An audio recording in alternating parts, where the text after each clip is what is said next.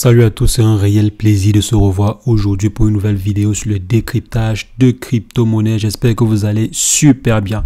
Alors les amis, qu'est-ce qu'on a sur le marché? On voit que le marché essaie de récupérer aujourd'hui. On est à près de 2,8% sur le bit. Et de façon générale sur le marché, si on prend les 24 dernières heures, on voit qu'on est tout au vert. 2% pour le Bitcoin, presque 3% pour le Bitcoin, 2% pour Ethereum. Et si on descend, on voit qu'on est à 4% pour XRP. Donc de façon générale aujourd'hui on note une reprise du marché. On voit ici on est presque à 6% en 24 heures sur le projet Solana. Donc qu'est-ce qui peut bien causer cela? Quelles sont les actualités sur le marché? Alors les amis, on voit que le Brésil a également décidé de mettre sur pied son propre stablecoin et ils ont annoncé en fait déjà le nom du stablecoin en question et également le logo du stablecoin.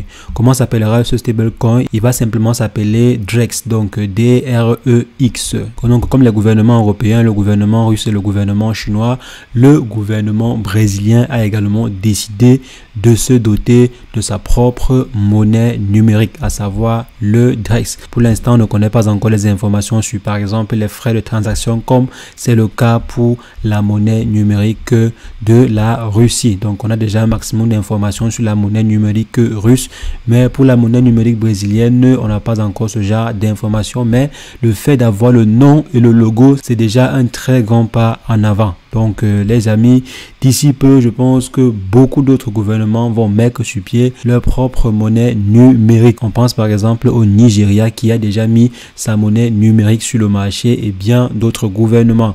Donc d'ici 2 ans, 3 ans, je pense qu'il y aura énormément de pays qui seront dotés de leur propre monnaie numérique et qui vont ainsi faciliter les transactions financières de par le monde entier. Maintenant, il faudrait qu'il y ait une interopérabilité entre ces différentes monnaies, parce que si j'ai ma monnaie à moi, une autre personne a sa monnaie, comment est-ce qu'on va faire les échanges? Est-ce qu'on ira du genre, si je veux t'acheter une marchandise, je t'achète cela en ma monnaie numérique, et si toi tu veux m'acheter en fait de la marchandise, tu vas acheter avec ta monnaie numérique. Donc on ne connaît pas encore pour l'instant. On espère qu'il y aura une interopérabilité entre ces différentes monnaies, ou pourquoi pas qu'il y aura une monnaie qui sera choisie parmi ces monnaies numériques pour être la monnaie utilisée pour les transactions mondiales. Donc ce qu'il faudrait déjà mettre à l'esprit, c'est que le Brésil est dans la course. Maintenant les amis, il y a le PDG de Coinbase qui annonce que Binance a échangé ses USDC contre d'autres crypto-monnaies, plus principalement d'autres stablecoins.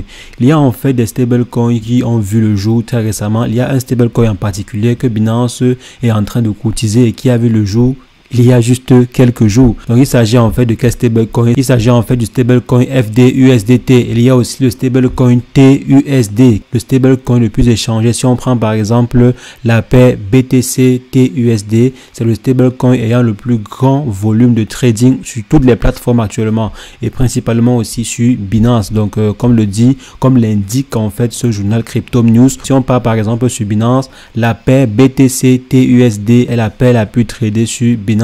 Et pourtant si on vient par exemple ici avant avril 2023, elle n'était pas vraiment tradée. Je pense que Binance avait même délisté en fait le stablecoin en question. Pourquoi est-ce que Binance est en train de miser gros sur ces stablecoins ici? On se rappelle que les stablecoins de Binance n'ont plus une forte notoriété comme avant, vu que le contrat avec Paxos avait été annulé et que Binance n'a plus la possibilité en fait d'émettre de nouveaux BUSD. Donc le stablecoin BUSD est un peu délaissé actuellement et Binance est en train de vouloir trouver d'autres partenaires solides, d'autres stablecoins en fait solides avec qui il pourra travailler. Donc actuellement, si on voit que Binance a trouvé de nouveaux stablecoins et surtout ils ne veulent pas travailler avec le stablecoin USDC qui est le deuxième stablecoin le plus puissant sur le marché après Tether. Donc pourquoi est-ce que Binance n'a pas simplement décidé de choisir USDC et rester tranquille? Je pense qu'ils ont une dent contre le PDG de Coinbase, parce que USDC a été mis sur le marché par Coinbase et Cycle, j'espère que je prononce bien, qui a été créé par Cycle et Coinbase. Lorsque les BUSD rencontraient des soucis récemment, le PDG de Coinbase est empressé d'aller délister les BUSD. Donc je pense que c'est une histoire de œil pour œil, dent pour dent. Donc actuellement, si Binance est en train de se focaliser beaucoup plus sur ces deux stablecoins ici au détriment des mastodontes du marché comme Tether et USDC. Il y a même le CTO de Tether qui s'offusque du fait que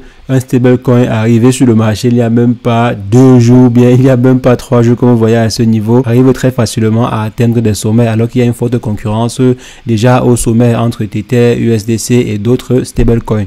Donc pourquoi est-ce que ces derniers privilégient de nouveaux stablecoins alors qu'il y a déjà des stablecoins qui sont au-dessus de la chaîne? Donc les amis, ça reste le choix de Binance. Et maintenant les amis, il y a le protocole Cypher qui a subi une attaque de près de 1 million de dollars. Donc je ne sais pas si jamais vous utilisez des applications qui à leur tour utilisent le protocole Cypher. Donc j'espère que je prononce bien Cypher, ou c'est Cypher ou c'est Cypher. Donc les amis, ce protocole-ci a subi une attaque de près de 1 million de dollars. Donc je pense que 1 million de dollars, c'est pas quand même énorme. C'est vrai que ça dépend du protocole en question, ça dépend de la liquidité en question. Donc le hacker a réussi à voler environ 38 530 tokens Solana et aussi près de 123 184 USDC. Donc c'est quand même un bon butin pour environ 1 million de dollars détournés.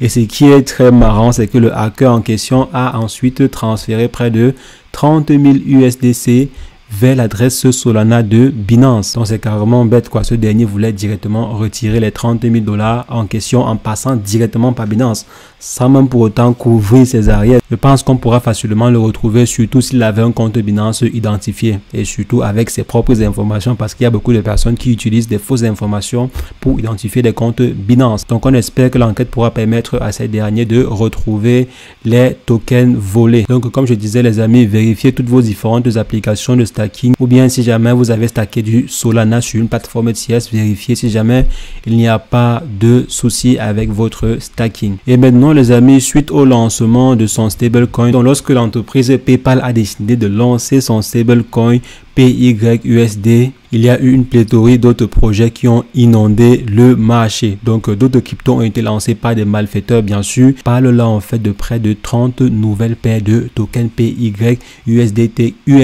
désolé, qui ont été mis sur le marché en moins de 16 heures. Donc en juste 16 heures. Donc là les amis, c'est énorme. C'est comme si ces derniers attendaient simplement que PayPal annonce cela. Mais c'est quand même vrai que de nos jours, il est très facile de mettre sur le marché une crypto-monnaie. Donc c'est plus compliqué comme à l'époque, vu qu'il y a un ensemble d'outils en ligne et même presque gratuits qui permet de créer des crypto-monnaies.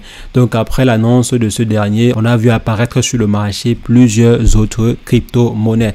Donc si jamais vous voulez acheter des PayPal USD, je vous conseille les amis de ne utiliser que le contrat que vous allez trouver sur le site officiel de PayPal. Et déjà même, vous n'avez pas la possibilité d'acheter des PYUSD si vous n'êtes pas aux États-Unis. C'est uniquement pour la population américaine. Si jamais vous n'êtes pas aux États-Unis, vous n'aurez pas la possibilité de pouvoir acheter ces PYUSD. Donc si vous voyez par exemple un site qui vous donne la possibilité de pouvoir acheter cela, alors c'est qu'il s'agit très certainement d'un scam. Donc il faudrait faire très attention. Je dis encore, je répète, pour l'instant, les PUSD ne sont pas disponibles outre États-Unis. Donc, c'est rien qu'aux États-Unis que vous avez la possibilité de pouvoir acheter des stablecoins de PayPal. Donc, il y a plusieurs projets, que ce soit sur la BUSD, sur Solana et sur d'autres blockchains comme par exemple Polygon et autres.